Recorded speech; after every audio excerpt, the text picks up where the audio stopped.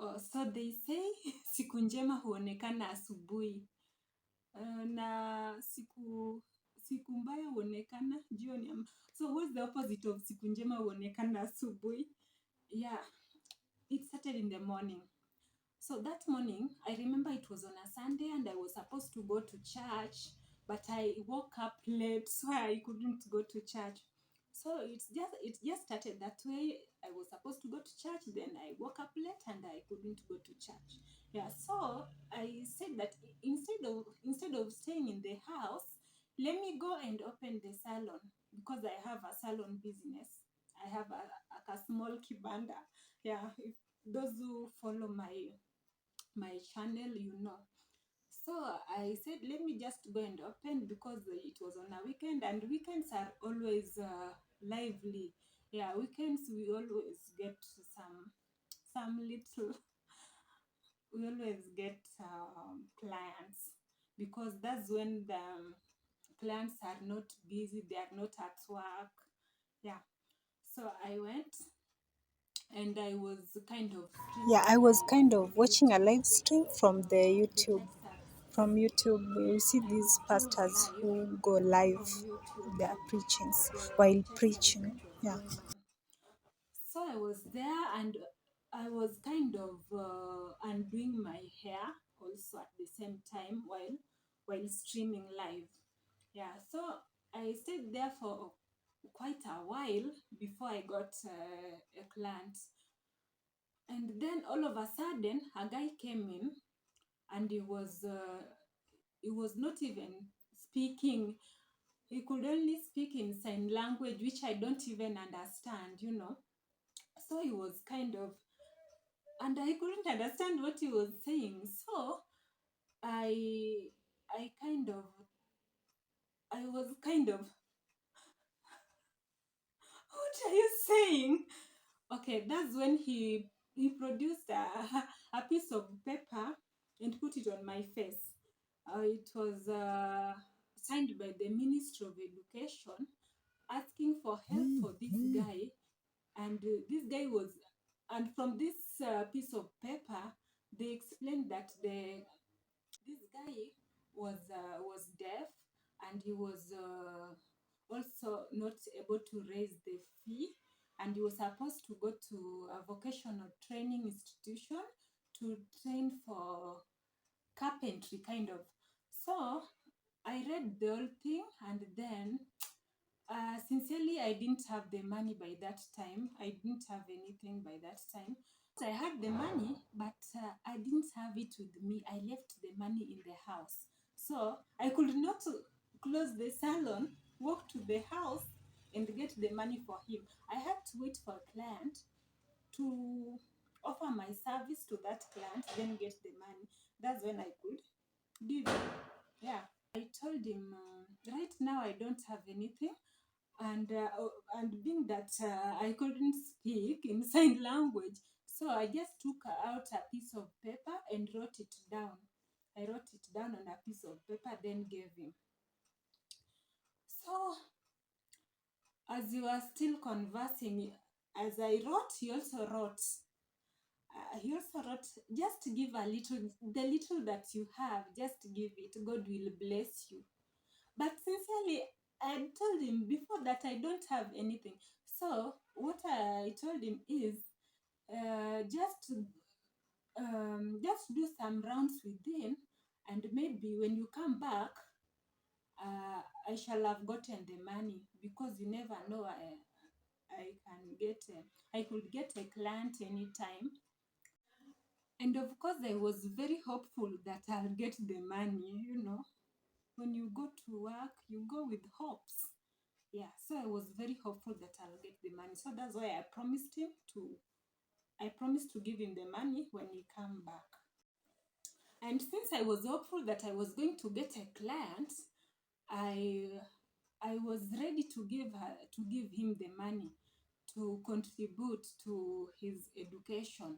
So I told him, just go around. If you're still within, just go some rounds, then come back later. I'll give you the money. And of course, I wrote it down. I wrote it in Swahili, piga tu maraundi hapa within, alafu urudi, nitakuwa nimepata pesa. That's what I wrote there in the little piece of paper that we were using to converse. Yeah. So like it seems like by the time he was giving me that piece of paper sent by the Minister of Education, he was also taking my pen, because I couldn't get it. Why would he just put it on my face like this?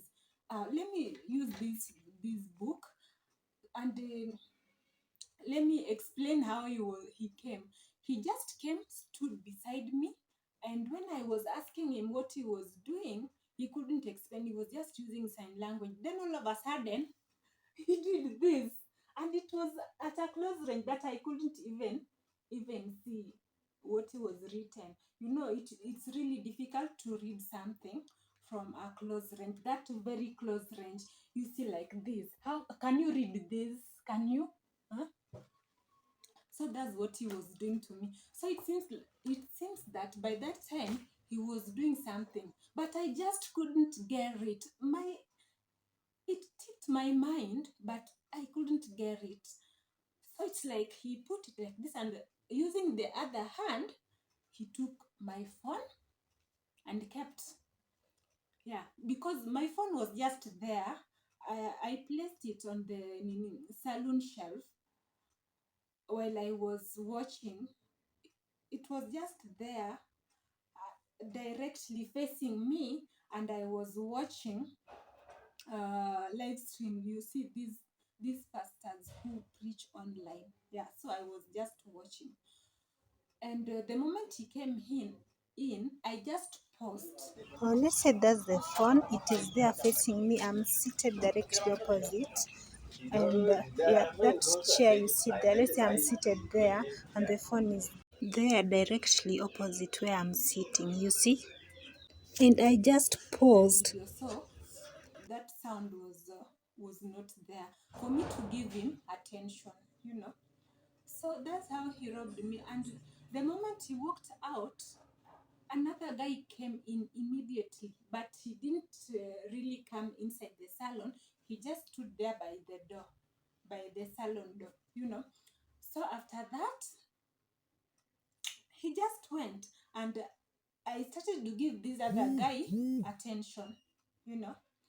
I was giving him attention, and he was just a stranger. I didn't know him. I hadn't really seen him before. Even the other guy who was claiming to be deaf, I hadn't really seen him before. So this other guy, it's like he was just there to distract me. He came there to distract me so that I could not realize immediately that the phone is not there, you know. So, and that's actually what they did. Seems like they were working together, and that's actually what happened. So I couldn't realize immediately because I was distracted. So I could not even realize that my phone was gone. So as I was giving him attention, he stayed there for like 5 minutes, then left. So after he had left, that's when my attention got back to the phone, because I was supposed to continue watching. I was watching. It was that just like this, and I was watching before they came in, before the first guy came in, and I couldn't accuse this other guy because he didn't even come inside.